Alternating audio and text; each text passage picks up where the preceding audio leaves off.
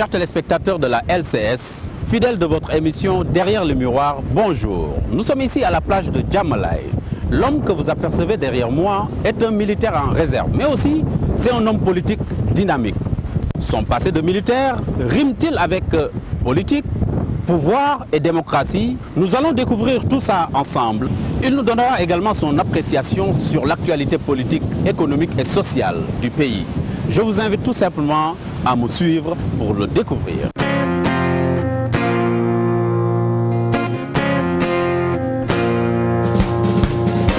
Bonjour colonel, comment allez-vous? Ben, ça va bien? Très bien. Je ne pensais pas me trouver ici. Hein. Ah, pas du tout. Hein? Ah, ouais. Je pensais vous trouver dans un salon feutré. Ah, d'accord. Quand tu veux gouverner le monde, hein, il faut avoir un esprit sain dans un corps sain. Et se lever tôt. Ah oui, très bien. Ok.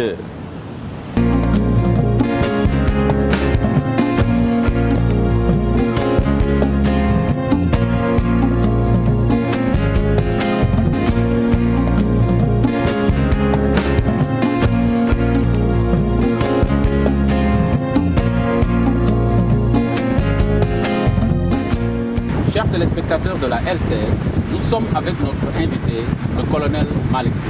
Bonjour mon colonel. Bonjour Amadou.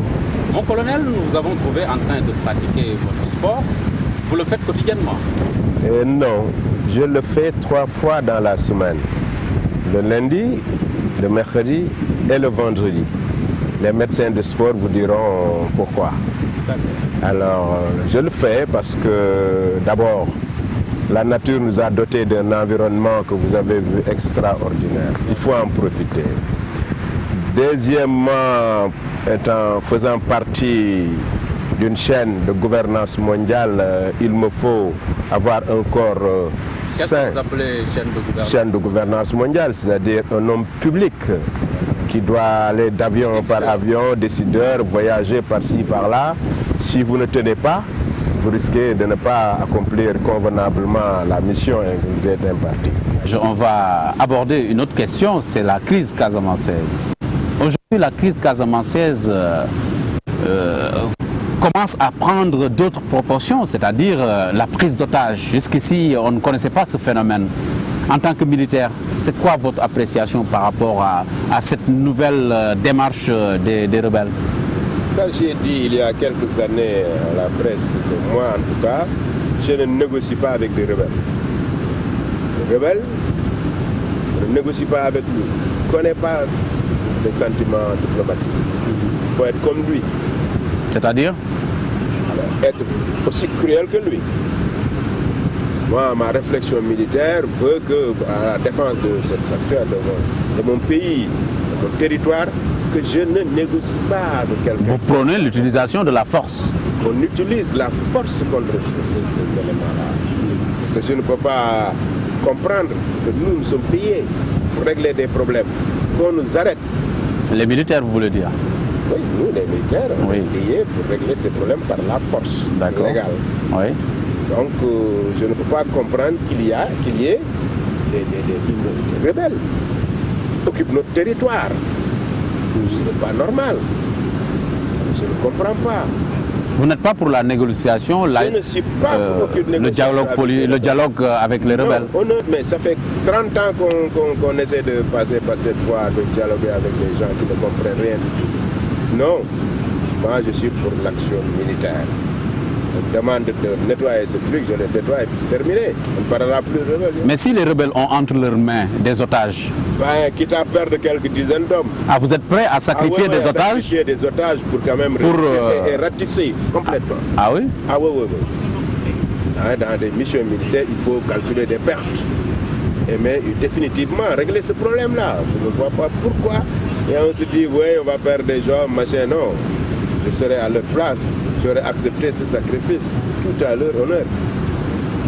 Ouais. On mettra dans des caisses avec leur drapeau pour symboliser que ces gens-là sont morts pour que le pays soit l'indépendance totale du Sénégal soit. Voilà comment je vois cette situation. Selon vous, il n'y a pas d'autre solution que la solution militaire pour régler la crise casamançaise. En tout cas, les anciens militaires que nous sommes, nous pensons à une chose. Ah, vous parlez d'anciens militaires en parlant d'hommes de militaires. Je veux dire, bon, vous appellerez le général Dien, vous appellerez les autres généraux qui commandaient en le temps le front sud. Ils avaient réglé leur problème avec les mortiers rapidement, vite fait. Et il a fallu que l'action politique s'y mêle pour quand même traîner cette affaire jusqu'à présent. Mais ces gens-là, il faut y aller avec la force. Ils ne connaissent que ça. Tout ce qu'ils font, c'est des combinaisons pour pouvoir exister, résister et gagner du terrain. Mais moi, j'aurais arrêté tout ça. Et le rôle qu'on prête aux pays voisins comme la Gambie, la Guinée-Bissau, qui servent souvent de base arrière à ces rebelles. Je ne peux pas comprendre qu'on attaque mon pays et qu'on se retrouve dans un autre pays voisin et qu'on a le droit de poursuite, de exercer jusqu'à l'intérieur de ses frontières pour les détruire là où ils sont. C'est ça mon point de vue. Avec l'accord de ces pays-là, évidemment. Sans l'accord de ces pays. Ah oui? Ces pays ne nous ont pas demandé de les mettre à l'intérieur de leurs frontières. Ils ne nous ont pas demandé. Donc, ils n'ont qu'à prendre le risque de ce qu'ils ont fait. Le droit de poursuite devait se faire s'exercer jusque là-bas. Ça, c'est mon point de vue.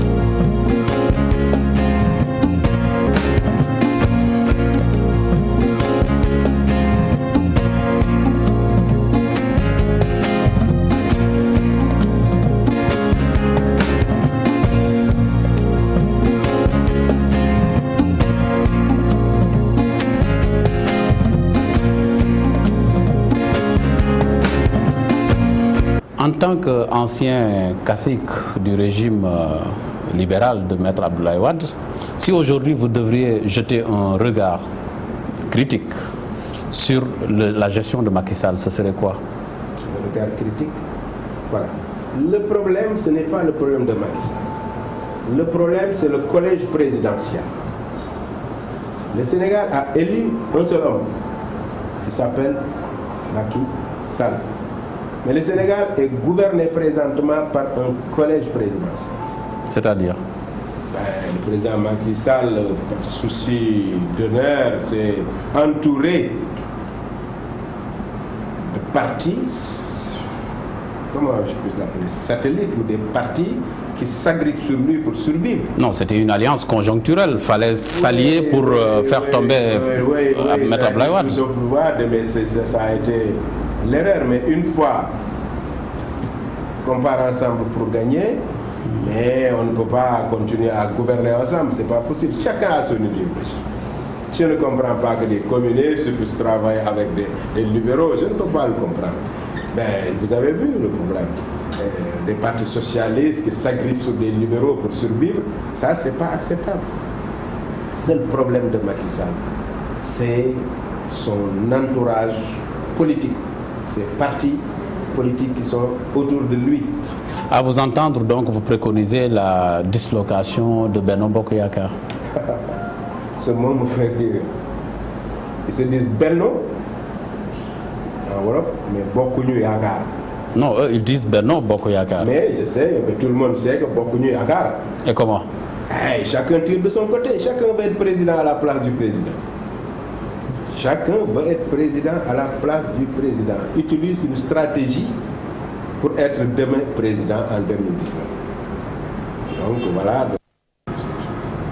Donc ils n'ont pas le même yakar. On a vu par le passé que vous êtes beaucoup intervenu dans le cadre de la médiation entre Idrissa Seck et Wade.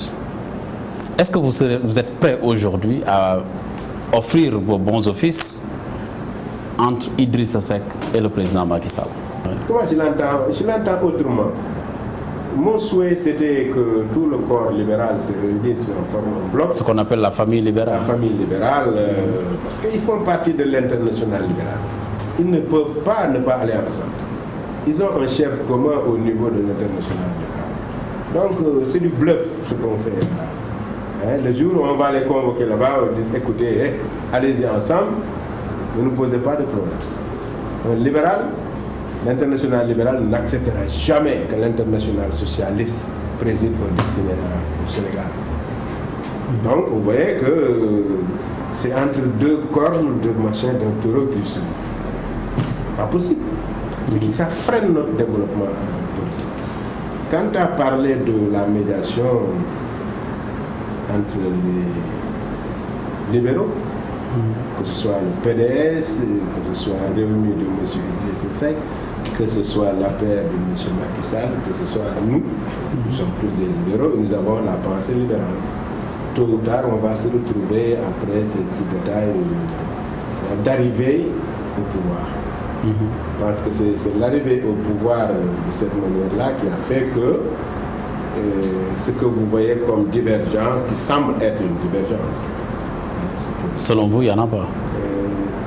Non, je pense que ce n'est pas une divergence profonde. Aujourd'hui, on a vu que Idrissa Seck ne s'entend pas trop bien oui, non, il a posé des actes. Il a posé des actes par rapport au président Macky Sall. Il est libéral, donc il a la liberté de parole et de penser. Entre Réumi et l'APR, c'est pas, on ne se sent pas en odeur de sainteté en tout cas. Entre des libéraux, vous pouvez tout se dire dans la pensée et dans l'action, pourvu que ça mène à un progrès. Donc si M. Idrissa Seck constate qu'il y a des failles et qu'il peut le dire ouvertement, il le dira. De temps en temps, il est bon de parler à haute voix. C'est-à-dire que je l'avais dit.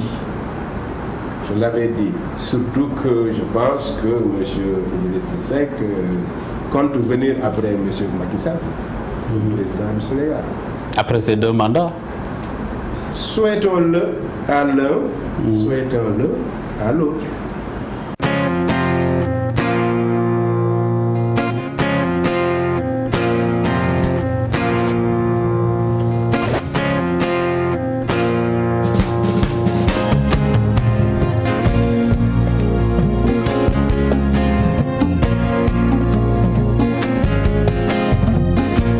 Bonjour Monsieur le ministre, comment allez-vous? Comment ça va? Ça va bien? C'est très bien. Et la journée? Ça va très bien. On voit que vous êtes habillé sportif là. Je viens du sport, oui. Ah oui? Vous en faites toujours? Le petit déjeuner, oui, tout à fait. Ah super. Ouais. Ok, donc merci. Allez. Ça va? Ça va, merci Alhamdoulilah. On revient au président Abdoulaye Wade. D'ailleurs, j'aperçois l'une de ces photos dans votre salon. Ça veut dire que vous gardez encore cet amour envers cet homme. Il reste dans mon cœur, il reste ma référence. Il est pour moi ce que Gandhi est pour les Indiens. Ah d'accord. Il est pour moi ce que Churchill, Winston est pour les Anglais. Il est pour moi ce que De Gaulle, le général De Gaulle, est pour les Français. Cela ne vous a pas empêché de le quitter? Ça m'a empêché de le quitter. Et de le combattre? Non pas de le combattre son 3e mandat? Non pas de le combattre, mais d'essayer de le sortir de sa bulle, d'essayer de le convaincre à ma manière de ne pas se présenter pour une 3e fois. Vous savez, quand on veut soigner quelqu'un, on lui administre une piqûre. Ça fait un peu mal quand on fait la piqûre. Mais c'est juste pour faire du bien. Je ne souhaitais pas que le président Wade arrive à ce point d'impopularité et que tout ce qu'il a fait pour le Sénégal soit foulé aux pieds juste parce qu'il s'entêtait à avoir un 3e mandat. J'ai essayé de l'en dissuader.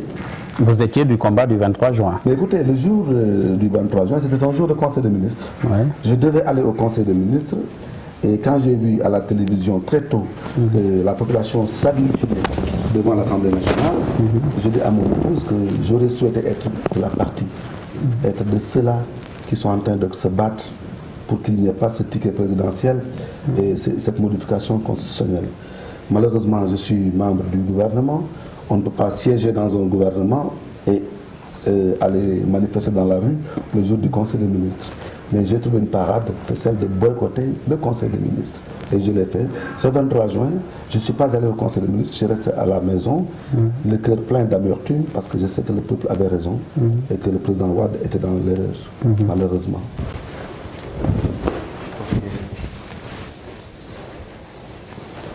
Voilà. Ah, mais ça fait du bien, une bonne douche après. Ça va bien? Ça fait du bien après le sport. Ouais. Et puis une bonne douche. Un petit déjeuner fait de café bien sûr. Et de fondé, comme disait Abdoulaye Wade. Ah, vous prenez du fondé au petit déjeuner en plus. Comme lui, alors, merci beaucoup. Donc, merci. Et j'entends qu'on parle, les gens parlent beaucoup des fonds taïwanais et je crois que beaucoup de gens qui en parlent ne savent pas d'où c'est parti. Qu'en est-il exactement? Écoutez, je ne veux pas, vous savez, le propre des hommes d'État, des vrais hommes d'État, c'est de ne pas divulguer de grands secrets d'État. Mais en tout cas, sachez que ces fonds de Taïwan n'étaient pas destinés à proprement parler au gouvernement du Sénégal. C'est clair. C'était des fonds destinés à Abdoulaye Wade, lui-même et éventuellement à son parti. Ça c'est clair. Alors, il y a beaucoup d'amalgame là-dedans. Et dans le cadre de la coopération entre partis politiques, il était évident que le DPP, qui est un parti très fort, très puissant, avait la latitude d'aider le PDS. Maintenant, on fait beaucoup de confusion. On croit que les fonds de Taïwan, ce sont les fonds de la coopération, à proprement parler, étaient inscrits au titre de la coopération entre Taïwan et le gouvernement du Sénégal. Des accords ont été signés entre les ministres des Finances des deux pays. Et c'était environ 93 milliards, je crois bien, je n'ai pas le chiffre exact. Et il y avait des exécutions, des chantiers, des projets à travers le pays. Ça n'avait rien à voir avec ces fonds de Taïwan dont on parle. Beaucoup en parlent sans savoir. Peut-être si Youssou Diagne en parle, je peux imaginer qu'il sait qu'il... Ah, il a joué un rôle là. Il était ambassadeur du Sénégal à l'époque, à Taipei. Nous l'avons rencontré à plusieurs reprises. Donc il ne peut pas en ignorer. Quand les fonds sont arrivés à Dakar, les fonds ont été confiés à qui? Écoutez, ça, vous me demandez, vous me posez une question à laquelle je ne pourrais répondre. En tout cas, moi, en tant que responsable des relations internationales du PDS, il m'est arrivé à plusieurs reprises dans mes déplacements de solliciter un appui de nos partenaires pour notre parti. C'est tout ce que je peux vous dire. Là, il s'agit des fonds taïwanais. Justement, vous avez dit qu'il ne s'agit pas de fonds concernant la coopération entre les différents États. Maintenant, ces fonds, il est sûr que ces fonds sont arrivés au Sénégal. Oui, mais on a entendu le président Wade, quand il a reçu cet argent, dire qu'il a reçu de l'argent. Bien sûr. Lui, en tant que président de la République, certainement, mais en tant que chef de parti. Il se trouve qu'à l'époque, les élections étaient terminées, il était réélu. Il a voulu le donner au gouvernement. Le président a bien dit en conseil de ministres, je crois que ça, tout le monde l'a entendu, il y a même un communiqué, ce n'est pas un secret d'État que je divulgue comme ça, un communiqué du conseil de ministres que le président a offert de l'argent qu'on lui a donné au gouvernement. Alors, il appartenait à l'époque au premier ministre de s'en occuper. En l'occurrence, M. Macky Sall. C'est vous qui le dites. À l'époque, oui. C'est vous qui le dites. En tout cas, il appartenait en tant que Premier ministre de s'occuper de cet argent-là. D'accord. Alors, à mon sens, la première démarche à entreprendre était de procéder à une loi de finances rectificative au niveau de l'Assemblée, de convoquer l'Assemblée pour dire nous avons reçu un don de temps. Et que l'Assemblée fasse une loi de finances rectificative, fasse voter une loi de finances rectificative, distribuant cette somme dans les différents départements ministériels. Mais si c'est destiné au PDS, on n'a pas besoin de ça. Oui, mais le PDS peut bien, le président de la République et son parti peuvent, ayant reçu de l'argent, dire nous avons reçu un don, nous le redonnons au gouvernement. C'est tout à fait légal. N'importe quel Sénégalais peut dire je donne au gouvernement tant d'argent, tant de milliards. Donc le PDS... Quand il y a eu des inondations, on a vu des gens dire je donne 10 millions, je donne 15 millions. Donc il n'est pas interdit à un citoyen d'avoir de l'argent et de dire j'offre cet argent au gouvernement, à l'État. Alors, il appartenait maintenant à ceux qui étaient en charge du gouvernement à l'époque de déposer cet argent au trésor avec une loi de finances rectificative votée par les députés pour le répartir dans les différents départements ministériels. C'était ça qu'il fallait faire. Mais il y a des ministres qui ont avoué avoir reçu de ces fonds. Mais est-ce que c'est passé par la voie normale? Est-ce que c'est à travers une loi de finances rectificative? Ça, je ne sais pas. En tout cas, à l'époque, moi, j'étais au gouvernement. Et vous n'avez rien reçu? Je n'en ai pas reçu. Ouais. Je n'ai pas fait la demande non plus. Ouais. Mais à l'origine, cet argent n'entre pas dans le cadre des fonds de la coopération entre Taïwan et le Sénégal. Cet argent était offert au président Wade dans le cadre des relations d'amitié politique qui existent entre Taïwan, entre le DPP et le PDS. Mais est-ce qu'il n'était pas plus simple alors de prendre cet argent et de remettre ça aux responsables du PDS tout bonnement au lieu de... Vous savez, voilà. les partis politiques, on ne peut pas financer. Certains l'ont fait, hein. Il y en a qui ont dit j'ai été financé par M. X qui était dans tel pays. Ouais. Mais il est interdit. Et ça, c'est un acte de transparence. Il est interdit à un parti étranger de financer un parti politique dans le cadre d'une élection ici au Sénégal. C'était un don offert au président. Il aurait pu s'en servir pour financer sa campagne, mais il a fait sa campagne et il a gagné sans cet argent-là. Parce que l'argent est venu après.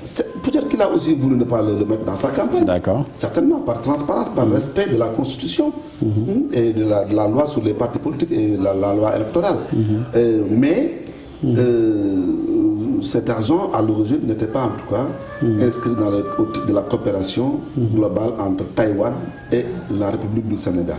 Ça, c'est autre chose. Si je vous suis bien, l'argent venu de Taïwan, disons, a été utilisé de manière discrétionnaire par le Premier ministre de l'époque, en l'occurrence Macky Sall. C'est vous qui le dites. Il faut lui demander comment il a... Non, parce que là, vous nous parlez de loi rectificative, c'est-à-dire que la solution orthodoxe, c'est par là-bas qu'il fallait passer.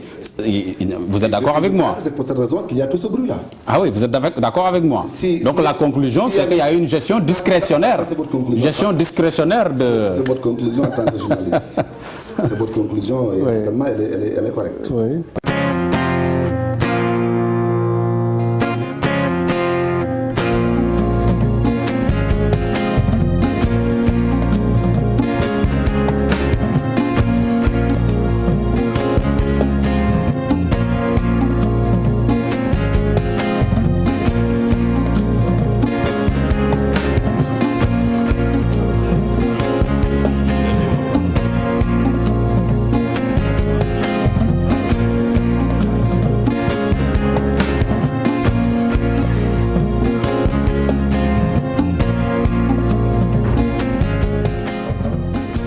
Chers téléspectateurs de la chaîne sénégalaise, notre invité pour ce numéro de Derrière le miroir s'appelle Thierno Bocoum. Thierno Bocoum est un député à l'Assemblée nationale, député du parti Rewmi. Bonjour Thierno. Bonjour Amadou. Sur la demande sociale, pour entrer dans le fond, elle a parlé d'accélérer la cadence, c'est vrai, mais transformer donc la demande sociale en urgence sociale, et elle est revenue sur les bourses de sécurité familiale. C'est, je pense, une action concrète. C'est une campagne honteuse d'achat de conscience. Vous pensez? Je suis même ahuri de voir que c'est toujours mis en avant comme un grand projet du gouvernement. C'est quoi la bourse sociale? Ils nous demandent 100 000 francs. Et ils disent qu'ils vont donner 100 000 francs par an, ce qui signifie 25 000 tous les trimestres, et ce qui signifie également 273 francs par jour. Vous savez, nous nous sommes battus au niveau de l'Assemblée nationale pour tous les détenus dans les prisons, parce que les détenus ont un per diem de 600 francs jour. Et nous nous sommes battus pour que ces détenus puissent avoir plus. Et aujourd'hui, dans la loi des finances, ce per diem sera ramené à 750 francs jour. Vous vous rendez compte qu'on donne 273 francs à une famille. C'est-à-dire qu'on ne lui donne même pas le prix du kilo de riz Qu'est-ce que 273 francs peut apporter? Maintenant, on peut nous dire, oui, vous ne pouvez pas négliger la somme parce que c'est au moins une aide. Ok. Mais le rôle de l'État, ce n'est pas d'aider de cette manière. Tout le monde connaît l'adage qui dit qu'au lieu de donner du poisson, il faut apprendre à pêcher. Le rôle de l'État, c'est de créer les conditions qui puissent permettre d'extirper ces familles-là de leur état de précarité. Des conditions, bien entendu, qui se justifient à travers une économie qui souffre, qui vit, qu'on puisse avoir de l'emploi, que ces familles-là puissent avoir des revenus. Augmenter le revenu des ménages, vous voulez dire. Augmenter le revenu des ménages, avoir un pouvoir d'achat. S'ils sont dans l'agriculture, qu'on les aide dans l'agriculture, qu'on ne leur vende pas la graine, le kilo d'arachide à un prix et les racheter à un prix supérieur, qu'on les aide dans ce qu'ils font, dans leurs activités, qu'on leur pousse au travail. Mais pas les maintenir dans la précarité. Leur dire chaque année attendez-vous à 100 000 francs. C'est même ignoble à la limite. Je pense que c'est un mauvais projet. C'est un mauvais projet, mais je l'ai dit tout à l'heure, l'objectif est un objectif politique, ce n'est pas un objectif social. L'objectif, c'est de mener une campagne d'achat de conscience en direction des élections à venir. Vous pensez qu'ils sont à la recherche d'électeurs? D'ailleurs, si on voit le ciblage, Thiès vient de loin. Thiès dépasse toutes les autres collectivités, avec plus de 4000 familles. Ça veut dire qu'il y a un objectif politique à Thiès pour déstabiliser un leader comme Idrissa Seck. Donc je pense qu'il faut que l'on soit sérieux. Ce pays est dans un état tel qu'on devrait penser à le sortir de cette situation qu'à avoir devant chaque problème un réflexe politique et un réflexe même politicien. Mais M. Bokoum, par exemple, au Brésil, cette expérience a fait ses preuves. Mais ce n'est pas la même chose. Quelle est la quantité qui avait été donnée, dans quelles conditions ça a été fait. Mais vous savez, même les 100 000 francs, ce n'est même pas 100 000 francs, c'est 95 000 francs. Parce que le Premier ministre a dit dans sa déclaration que chaque famille qui est dans la précarité et qui est concernée par la bourse sociale doit donner 5 000 francs pour la CMU, pour la couverture maladie universelle, pour l'assurance. Donc c'est 95 000 francs. Mais ils ne font pas du social. Parce que s'ils faisaient du social, ils n'allaient pas encore asphyxier l'agriculteur, ils n'allaient pas encore demander à l'étudiant qui paye 4 800 pour s'inscrire à l'université de payer pour la première année 25 000 francs et d'aller jusqu'à 75 000 francs. Parce que si on nous dit que c'est négligeable, et qu'on mette l'accent sur le fait qu'il y a des familles qui sont dans la précarité et pour 273 francs, et ces familles-là sont prêtes à venir les accepter, mais quand même qu'ils se rendent compte que lorsque on est étudiant et qu'on se retrouve dans cette famille-là, on ne peut pas avoir 25 000 francs pour s'inscrire. Ça veut dire même si on est brillant.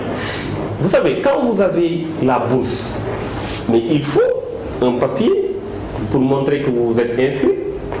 Même si vous êtes brillant, vous avez la bourse, vous pouvez ne pas avoir accès à la bourse parce que vous n'avez pas la possibilité de vous inscrire. Ils ne font pas du social. Ce qu'ils font, c'est du tapage. Ce qu'ils font, c'est de la théâtralisation. Et c'est ça qui est dommage, malheureusement. Et vous savez, moi, ce qui me répugne dans cette affaire, c'est que nous nous sommes tous battus. Ce n'est pas une question de Idriss, de Macky, etc. C'est tout le Sénégal dans sa diversité. Les marabouts, la société civile, les chefs religieux, les chefs coutumiers, les étudiants. Nous nous sommes tous battus. Il y a eu le 23 juin, il y a eu des emprisonnements, il y a eu des morts. Et nous avons rassemblé nos efforts pour le confier à un chef de l'État qui s'appelle le président Macky Sall. Je pense qu'il doit mesurer l'attente des Sénégalais et ne pas se mettre dans des calculs politiciens. C'est-à-dire, aujourd'hui, je me rends compte que dans la majorité, l'argument mis en avant ou les postures, c'est de dire nous allons déstabiliser telle personne. Nous, par exemple, vous avez entendu quelqu'un dire nous allons déstabiliser Réunis. Moi, je pensais que l'adversaire, c'est le coût de la vie. Moi, je pensais que l'adversaire, c'était l'emploi des jeunes, qu'ils doivent mobiliser leurs efforts pour que les jeunes puissent avoir l'emploi. Ok. Allez, c'est beaucoup plus courtois. Ok. Qu'est-ce qui vous dérange vraiment dans cette gestion des fonds de l'Assemblée nationale? Alors, je précise que je ne faisais pas seulement partie de cette commission, qui est la commission de comptabilité et contrôle. J'étais le président de la commission de comptabilité et contrôle, qui a une existence statutaire, qui est logée dans le règlement intérieur de l'Assemblée nationale, qui est une loi organique. Et cette commission a pour mission de contrôler les fonds inscrits au budget de l'Assemblée nationale. Et chaque trimestre, les caisseurs doivent lui donner l'état des recettes et des dépenses. C'est ça la loi, c'est ce que la loi dit. Bien sûr. En tant que président de la commission, j'ai constaté quand je suis venu que cette commission ne fonctionnait pas, ce qui n'est pas normal. Parce qu'on ne peut pas alimenter une institution à hauteur de 16 milliards et qu'il n'y ait pas un seul contrôle. C'est inadmissible. Il n'y a pas de reddition des comptes. Il n'y a pas de reddition des comptes, c'est inadmissible au moment où on met en avant la gouvernance vertueuse, au moment où on met en avant la bonne gouvernance. Alors, j'ai consulté le règlement intérieur qui me dit voilà ce que c'est ton travail et voilà comment tu dois procéder. J'ai attendu à ce que les questeurs me donnent pendant 2 trimestres. Le premier trimestre, je n'ai pas reçu de recettes de dépenses. Le deuxième trimestre, je me suis rendu compte que le même état de fait se reproduit. Alors j'ai appelé la commission qui s'est retrouvée pour écrire une lettre au questeur, ampliation au président de l'Assemblée nationale pour lui indiquer effectivement que il y a la loi qui dit qu'on doit me donner l'état des recettes et des dépenses. Et jusqu'au moment où je vous parle, il n'y a pas eu de réponse. Ce qui est inadmissible. On ne peut pas comprendre qu'on utilise les deniers de l'État, les deniers du contribuable et qu'il ne puisse pas y avoir de reddition des comptes. Et c'est pourquoi ce qui a fait que j'ai fait une sortie dans les médias pour dire voilà le bilan que j'ai eu à faire.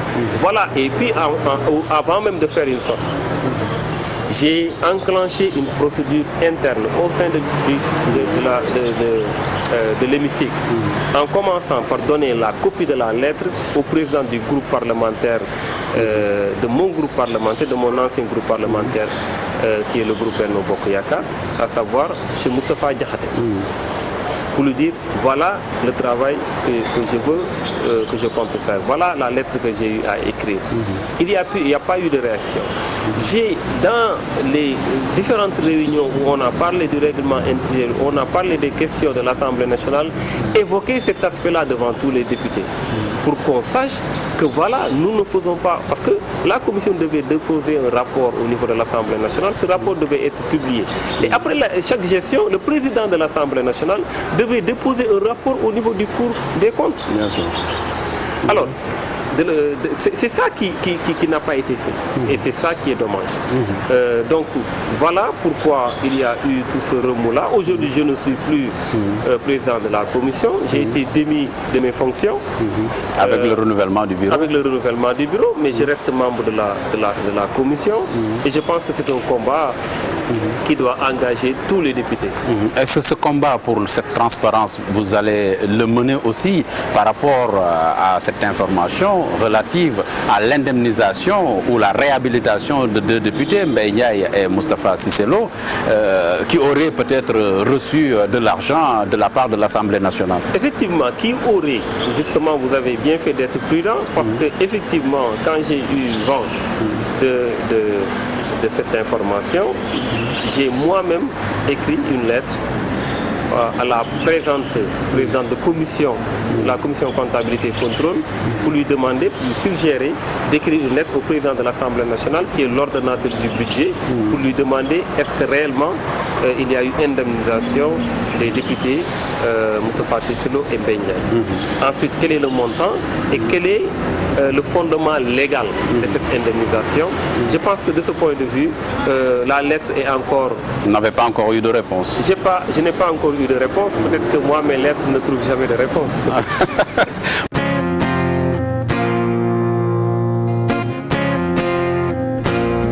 un autre obstacle à Benno Bokk Yakaar, ce sont les élections locales. Et certaines voix se sont déjà élevées au sein de l'APR pour déjà dire qu'ils vont aller seuls aux élections locales, c'est-à-dire sous leur propre bannière. Qu'est-ce que cela vous inspire? Est-ce que ce n'est pas une menace pour cette cohésion dont vous parlez de Benno Bokk Yakaar? Vous savez, les menaces existent toujours. Pas seulement du côté de l'APR, du côté de Rewmi, mais on les trouve du côté de tous les partis, au PS, à l'AFP, partout. Les menaces existent, mais elles sont gérables. Ce n'est pas la première fois qu'on entend des gens de l'APR dire que l'APR doit partir seul. Ils l'ont dit aux législatives. Mais Macky, c'est un homme raisonnable. Il sait que s'il casse la branche sur laquelle il est assis, c'est-à-dire le M23 et Benno Bokk Yakaar, s'il casse cette branche, mais il ne pourra pas gouverner ce pays. Ça, il n'est pas fou. Maintenant, il y a des ambitieux, des illuminés qui pensent pouvoir refaire l'histoire de ce pays conformément à leurs vœux et à leurs intérêts propres, mais ils perdent leur temps. Ils perdent leur temps. Et les Sénégalais doivent savoir que la chance de la stabilité de ce pays réside dans la cohésion au sein des M23 et de Benno Bokk Yakaar. Nous, au PIT, nous avons de longue date théorisé et pratiqué ce que nous avons appelé le large rassemblement des forces républicaines et démocratiques pour instaurer la démocratie consensuelle. Le Sénégal a les atouts maintenant de vivre la démocratie consensuelle. C'est-à-dire cette démocratie s'exerce devrait s'exercer au sein du F23 et au sein de Benno Bokk Yakaar. De sorte que le consensus ne sera pas mou. C'est un consensus issu de débats qui permettent à chaque moment d'arriver à des conclusions consensuelles pour avancer. Les Sénégalais sont habitués à quoi? Ou à des ralliements derrière un parti qui est au pouvoir, ou à un affrontement entre pouvoir et opposition. Voilà ce que les Sénégalais connaissent. Mais la démocratie consensuelle, ils n'ont pas encore l'expérience. Et c'est ça qui est en train de naître et qui n'est pas encore bien perçu. Qui est en train d'être expérimenté au niveau de Benno Bokk Yakaar. Non, elle est en train de naître. D'accord. Parce que les conditions le permettent maintenant. Que la véritable opposition se trouve dans Benno Bokk Yakaar et au sein du M23, et les gens qui sont au pouvoir sont au sein de Benno Bokk Yakaar et au sein du M23. Mais donc, si tout le monde se retrouve au pouvoir... Non, tout le monde ne peut pas se retrouver au pouvoir. La démocratie va étouffer un petit peu. Non, tout le monde ne peut pas se retrouver au pouvoir. Voilà pourquoi, dans ce large d'assemblée, ceux parmi ces rassemblements sont au pouvoir, ont en face d'eux ceux qui ne sont pas au pouvoir et qui ont lutté pour qu'ils soient au pouvoir, pour que ça marche. C'est ça la démocratie consensuelle. Une deuxième mesure que Macky a prise et qui n'est pas dans le sens, encore une fois, des intérêts des grandes sociétés de la place. C'est la libéralisation qu'il a faite de l'importation du sucre et de la farine. Ça a soulevé levé de bouclier. Et l'homologation du prix de la farine.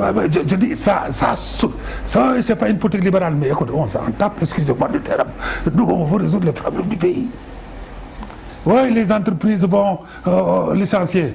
Bon, est-ce que dans le secteur sucré, Mimran a licencié qui que ce soit? Au contraire, il a augmenté ses emblavures de canne à sucre pour augmenter sa production. Mais alors, qu'on cesse encore une fois de diaboliser quand il s'agit de toucher les intérêts des puissants. Mais une autre mesure qui va dans le sens des conclusions des assises nationales et des forces démocratiques, c'est la lutte contre l'impunité. Qui aurait imaginé que Cheikh Béthio Thioune allait répondre devant la justice de la manière dont il répond? Qui l'aurait imaginé? Si les rapports de force dans ce pays n'avaient pas permis au pouvoir exécutif de faire cela. et la traque des biens mal acquis. Quel que soit ce que les gens en disent, la restitution des biens qui appartiennent à ce peuple est un acte courageux qu'on a encore vu nulle part en Europe, ni aux États-Unis. Et à cela, tu ajoutes les problèmes de l'énergie. Donc, nous connaissons véritablement les mécanismes à travers lesquels il est possible d'améliorer l'environnement des entreprises, du secteur formel, pour qu'ils puissent contribuer à relancer l'économie et à créer des emplois. Ça, nous connaissons. Maintenant, quel sera le niveau de développement, le niveau de croissance par rapport au croît démographique? C'est ça l'enjeu. Parce que si le niveau de croissance est significativement supérieur au niveau, par rapport au niveau du croît démographique, on dit 7%, si c'est à 7%. Mais en ce moment-là, c'est clair que Macky pourra tenir ses promesses. Bonjour, M. Sen. Ah, Kamougué, bonjour, ça va, cher ami? Bien. Ben, je te présente M. Amadou Diouf. De la chaîne sénégalaise. Bien. Comment ça va? Ça va très bien. C'est assis-toi. Tu tombes à pic parce que j'étais en pleine interview avec la chaîne de télévision de mon ami. Et on abordait les questions d'actualité. Voilà. Je rappelle à nos téléspectateurs que vous êtes M. Kamougué Diatta, donc membre du MFDC, ou peut-être ex-membre. Vous allez peut-être nous dire, mais dans les mesures qui ont été annoncées donc, dans le discours du président Macky Sall pour la fête de l'indépendance, il a parlé de cette réconciliation nécessaire pour tous les Sénégalais, notamment les fils de la Casamance, pour un pays, un Sénégal émergent et prospère. Est-ce que vous avez un mot à ajouter sur ça, M. Kamougué, comme ça à chaud? Oui, M. Sen, c'est un vieux ami. Notre amitié ne date pas d'aujourd'hui. Alors ce matin seulement, il m'a appelé pour me demander, parce que je devais aller quelque part avec lui. Je suis arrivé juste, j'ai trouvé que vous étiez en train de lui accorder une interview. Voilà que je suis là. Je rappelle que vous êtes Kamougué Diatta, ancien membre du MFDC. Non, je suis toujours membre du MFDC. D'accord. Pas ancien, je suis toujours là. Oui. Il ne fait que vrai pour le retour de la paix définitive en Casamance. Une paix longtemps recherchée et dont je suis toujours un acteur principal. Et aujourd'hui, vous œuvrez pour la paix? J'œuvre toujours, pour toujours même. Oui. En tout cas, je suis très fier que tu puisses tomber dans cette interview. Et encore une fois, je te serre la main. Ah, merci, merci mon ami. Mais M. Diatta, est-ce que vous êtes optimiste par rapport à la paix en Casamance?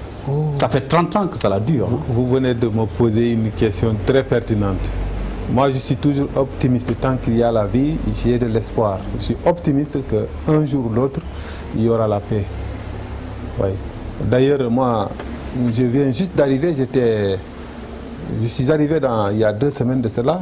J'étais en Europe pour faire une formation dans ce sens. D'accord. Parce que j'ai été invité à 2 formations en Belgique, à Theux, dans la région de Liège.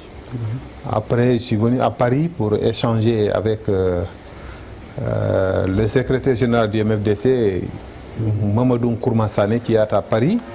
J'ai fait 2 jours à Paris. Après, je suis parti. Ah, vous êtes en contact avec Bien sûr, toutes les formalités sont là pour ça. Alors, je suis venu à Genève pour une autre formation. À Genève, j'ai participé à une conférence internationale sur le ruban blanc, la conférence, les violences faites aux femmes. Ensuite, j'ai eu à faire une autre formation comme celle que j'avais faite à Bruxelles, à Liège.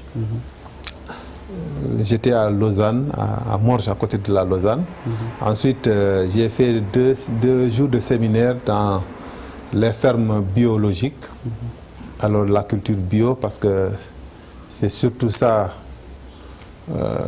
ma puissance, oui. Alors, j'ai fait 2 séminaires là-dedans. Ensuite, après, je suis rentré. Oui. Récemment, le président de la République a rencontré Salif Sadio, selon la presse. Est-ce que cela vous donne encore plus d'espoir qu'on est proche du but? Je ne souhaitais pas dire un mot dans les actions, les efforts qu'est en train de faire le président de la République. Oui, ça franchement. Je suis un des principaux acteurs. Il n'y a pas plus grand témoin que moi, mais que je me sens isolé dans cette affaire. Moi, je suis un homme de cœur, je suis un être humain très sensible à ce problème. Donc, vous pensez que dans cette initiative pour la paix, pour le retour de la paix en Casamance, vous avez été un petit peu mis en rate? Non, bien sûr, je suis... Malgré les efforts que vous faites dans l'ombre? Malgré tout ce que j'ai fait, malgré tout ce que je représente moi, je n'ai aucune considération de la part de l'État du Sénégal. Donc, je ne reste que... Et j'observe. J'observe. Moi, je fais ce que j'ai à faire. En tant que fils de la Casamance? Oui, partout où je suis, même quand j'étais en Europe, à chaque fois qu'il y a problème en Casamance, les gens m'appelaient pour me demander d'intervenir.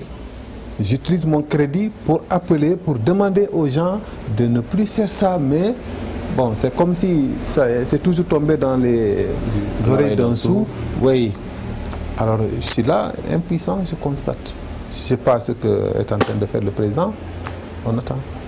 Mais vous êtes disposé toujours à participer à ce retour de la paix? Je l'ai toujours dit. J'œuvre toujours pour le retour de la paix. Merci, M. Kamougué. C'est moi qui vous remercie. Ok, merci. C'est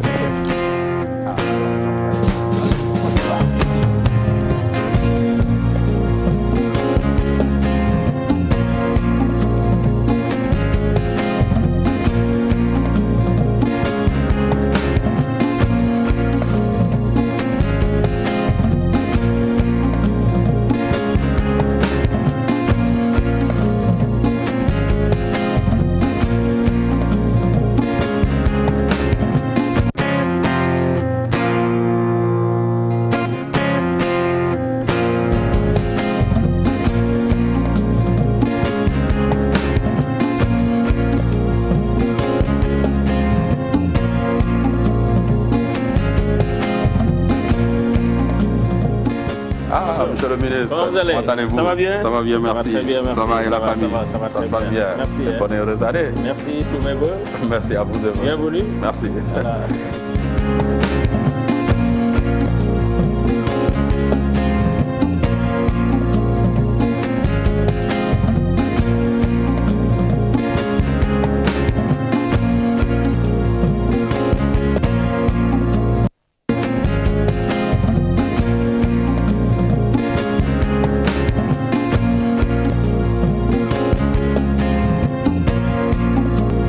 Téléspectateurs de la LCS, nous sommes avec notre invité maître El Hadj Omar Youm, qui est le ministre de l'aménagement du territoire et des collectivités locales. Bonjour maître Youm.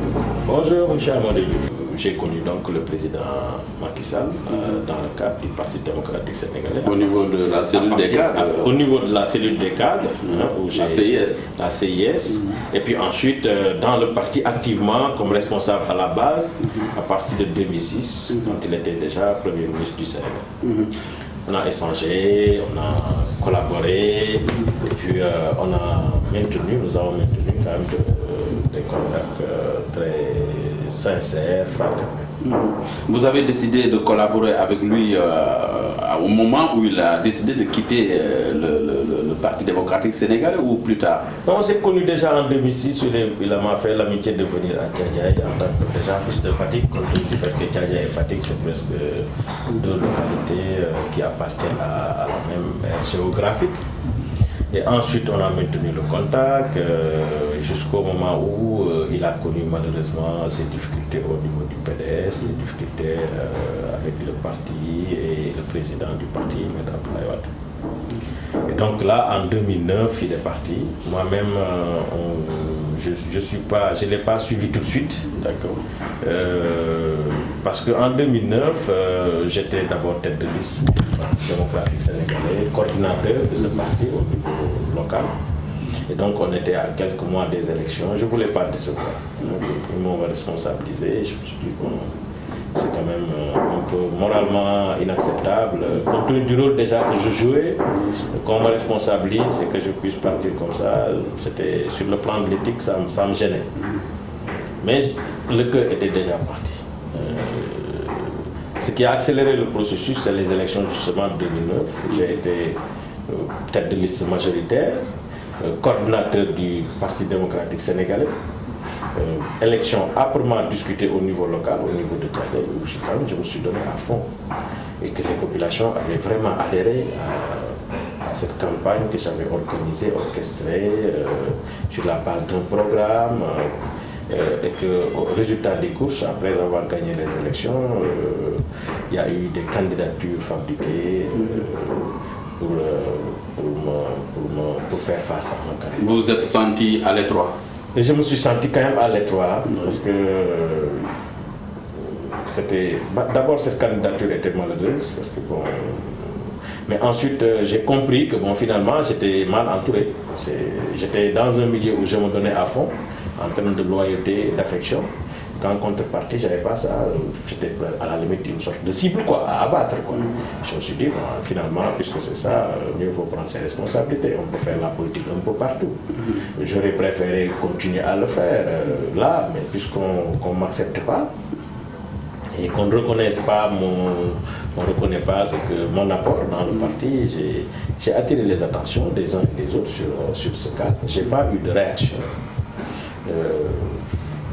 J'en ai tiré la conclusion que le PDS ne voulait plus de moi. Et vous avez rejoint l'APR? Et finalement, puisque le président de l'APR n'arrêtait pas un peu de m'appeler pour me dire qu'on vient, tu as ta place ici, tu es mon ami, tu es mon frère, etc. J'ai dit, ouais, je pense qu'effectivement, je n'ai plus ma place, en tout cas au niveau du PDS, et je l'ai à côté de vous. Donc j'ai rejoint, j'en ai discuté à la base avec les responsables pour leur dire, bon voilà la situation, je pense qu'on est au moment de tirer une conclusion par rapport à l'accompagnement du Parti démocratique sénégalais.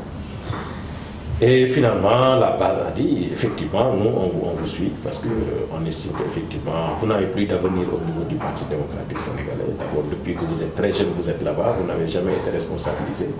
Personne n'a jamais reconnu votre talent. Personne n'a jamais reconnu votre apport. À la limite, on vous combat à la base. Bon, on ne peut pas vivre tout le temps dans des combats perpétuels. Il faut quand même essayer au moins de constituer quelque chose et de sortir. Ce qu'on a fait en réservant un accueil mémorable au président Macky Sall, alors candidat à la présidentielle, à Tchadjaï, ça l'a même étonné. Il n'arrêtait pas de me dire, mais voilà, comment se fait-il que... Bon, donc voilà, on l'a accueilli, les populations de Tchadjaï l'ont accueilli. Et cet accueil a été confirmé aux élections de 2012 où Tchadjaï, parmi les localités du département de Mbour, était une commune qui a massivement voté pour le candidat Macky Sall. Et bon, depuis lors, vraiment, la confiance s'est instaurée, la relation se porte bien. Et à la base, on continue de travailler et de massifier le parti en élargissant ses bases au niveau du département. Et aujourd'hui, comme je l'ai dit tantôt, vous êtes le ministre de l'aménagement du territoire et des collectivités locales. L'aménagement du territoire est un volet très important dans votre département.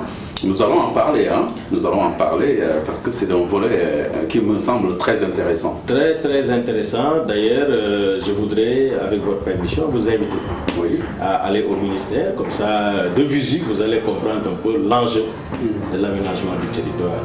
C'est avec plaisir, monsieur le ministre. Je vous en prie.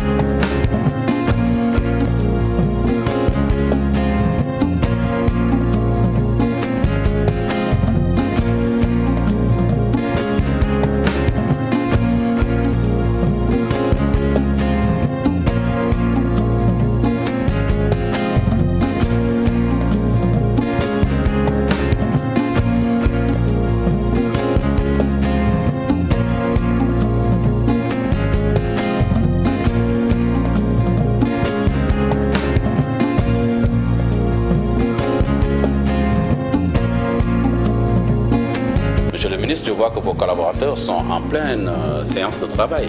Parfaitement. Donc, nous sommes là en train de faire notre train-train quotidien.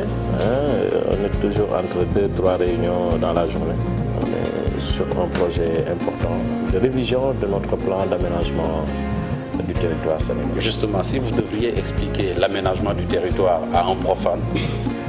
Ça va être très difficile, mais bon, conceptuellement, ce qu'il faut comprendre, c'est que l'espace est un espace qui a en son sein des territoires, des hommes, des activités, et il faut quand même justement harmoniser tout cela. C'est comme dans une maison où il y a des espaces de famille, de partage, de discussion et d'échange, et puis il y a des espaces pour dormir, il y a des espaces pour cuisiner, donc l'activité. L'espace aussi territorial est ainsi composé. Il y a c'est l'aménagement du territoire, c'est pour justement mettre en cohérence nos besoins d'habitation avec nos besoins de communication, nos besoins de production, le tout dans une totale harmonie. Et à une plus grande échelle, par exemple à l'échelle nationale, faire en sorte que justement cette harmonie soit le plus équitable possible, qu'il y ait plus d'équité, plus d'équilibre dans les investissements, plus d'équilibre dans l'épanouissement des populations. C'est ça en fait la mission d'aménagement du territoire, qui est une mission stratégique et de veille. Nous avons de vrais problèmes dans la gestion des déchets. C'est la raison pour laquelle le chef de l'État avait émis le vœu de mettre en place une stratégie intégrée de gestion responsable et participative de la salubrité sur l'étendue du territoire sénégalais.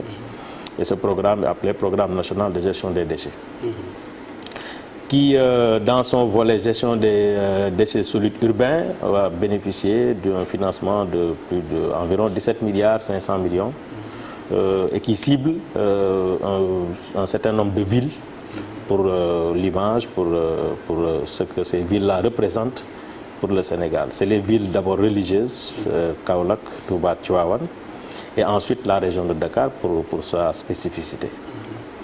Mais en attendant la mise en place de ce programme qui est en cours d'étude et de formulation, l'État a mis en place un programme qu'on appelle programme de propriété prioritaire, un programme prioritaire pour la propriété 3P, qui doit entrer dans sa phase active, pour ne pas dire de réalisation, dans peut-être maximum 1 mois. Il y a eu un retard qui est justifié par le respect des procédures de passation de marché, des contentieux un peu et des délais à respecter. Mais je pense que d'ici la fin du mois de janvier, ce programme, qui est un programme national, va entrer dans sa phase dynamique. Bon, d'abord de réparation, de rectification, d'accompagnement, de réaménagement. Justement, en termes d'accompagnement, quelle est l'articulation entre votre ministère et les collectivités locales? Alors, ce que l'État a fait aujourd'hui, c'est de dire, bon, pour Dakar, mettez-vous ensemble. Donc, il y a l'entente Kadakar qui a été mise en place. Et l'État appuie l'entente Dakar dans le nettoiement. Donc ça concerne les villes de Dakar et puis de Rufisque, l'entente Dakar-Rufisque. Pour l'appui, il y a un appui quand même financier assez consistant qui tourne autour de 12 milliards et quelques, pour lesquels d'ailleurs souvent l'État, pour des régions de gestion, de rationalisation, est obligé souvent quand il y a une crise, comme la dernière crise que nous avons connue, obligé encore de donner une rallonge en dépassement même de l'enveloppe qui a été prévue. Et pour les autres, malheureusement, le reste est assez peu signifiant parce que 500, c'est 1,5 milliard pour le reste du Sénégal. Et ce que gère justement l'unité de coordination de gestion des déchets, en essayant d'accompagner les collectivités locales, soit en renforcement de capacité, soit en formation, soit en gestion un peu, en les aidant à identifier les dépôts sauvages, à revaloriser, à réaménager, et puis à nettoyer un peu sur la base de contrats de prestation de services que l'UCG souvent conclut avec les entreprises et les collectivités locales en appui. Ça, c'est une formule qui permet plus ou moins de gérer le reste du pays, étant entendu que le problème des déchets est un vrai problème, qu'il nous faut, nous, en tant que ministère, transformer en opportunité, avec les collectivités locales, bien sûr, pour les aider à faire face à ce phénomène. Monsieur le ministre, je crois savoir que vous avez une visite à effectuer au niveau de l'AGETIP. Parfaitement. Nous allons vous nous accompagner? Mais bien sûr. Bon, il faut on va passer la journée ensemble aujourd'hui. On demande l'autorisation du... Bon. Ah bon.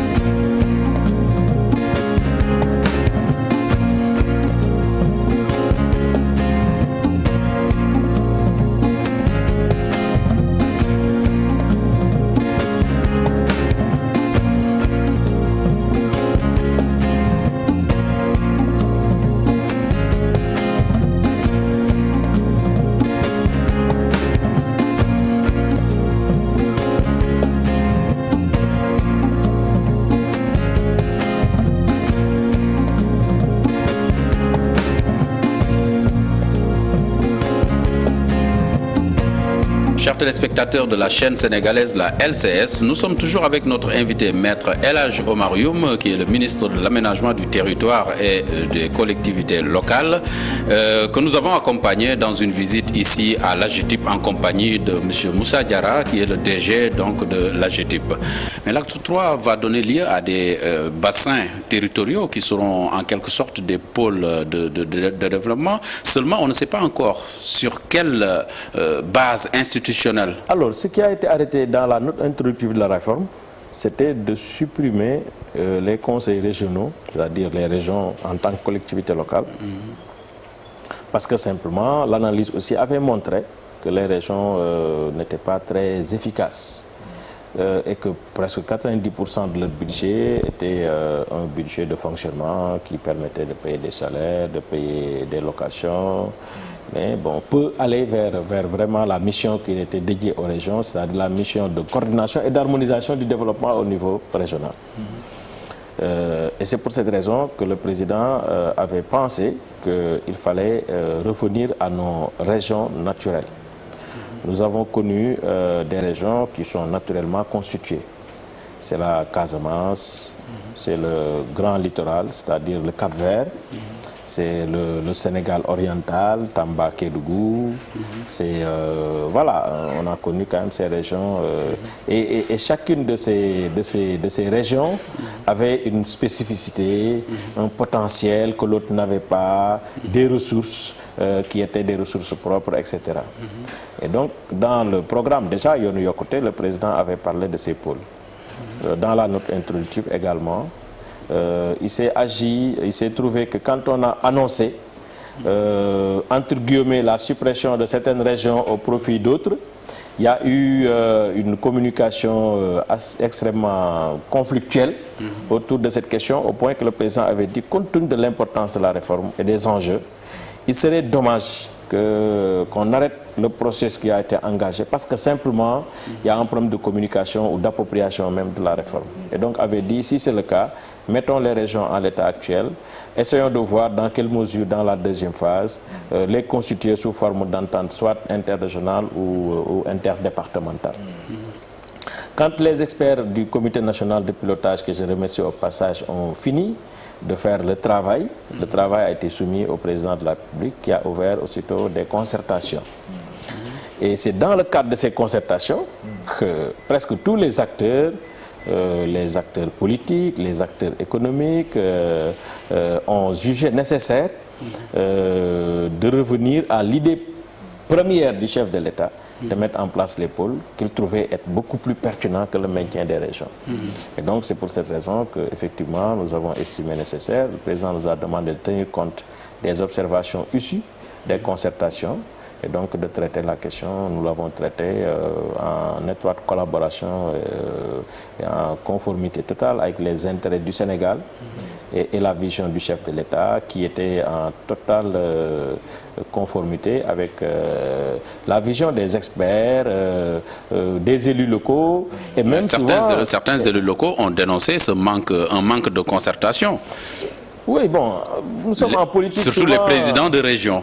Oui, bon, on est en politique, souvent il y a une présentation qui n'est pas tout le temps conforme à la réalité. il y a eu des concertations. Les concertations ont été suivies même de contributions écrites.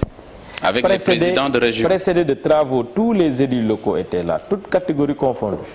Ceux des ruraux, les présidents de communes, les maires, l'association des maires du Sénégal, l'association des régions du Sénégal. Et donc tout le monde était là. Il n'y a aucune famille d'acteurs qui a été écartée dans le cadre de ces concertations. Et maintenant, on dit qu'il n'y a pas eu de concertation, ce qui n'est pas le cas. Il y a eu des concertations et les experts, la preuve, le premier schéma de travail n'avait pas supprimé les régions. C'est à la suite des concertations que nous avons supprimé. Ça veut dire quoi? Ça veut dire que dans l'esprit, comme dans la forme et comme dans la vision du chef de l'État, il ne voulait pas tout de suite supprimer les régions.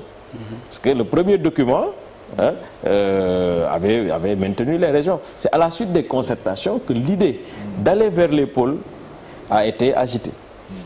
Et l'idée qui était déjà agitée par les experts, qui étaient saisis de mettre en place la réforme, et qui était un peu dans les documents même du chef de l'État, dans le programme de l'APR, dans la note introductive. Donc, et dans les documents des sectoriels, c'est-à-dire qu'aujourd'hui, les régions ont même fini de réfléchir sur la mise en place de pôles. Il y a des études qui ont été commanditées par les régions qui confirment la pertinence d'aller vers des pôles. Il y a des études qui ont été commanditées par d'autres experts qui confirment la même chose. Et il y a même une note contributive de l'association des élus où on dit qu'il faut aller vers 6 ou 7 pôles maximum au Sénégal. Ça veut dire quand même que bon, le reste c'est un débat de chapelle.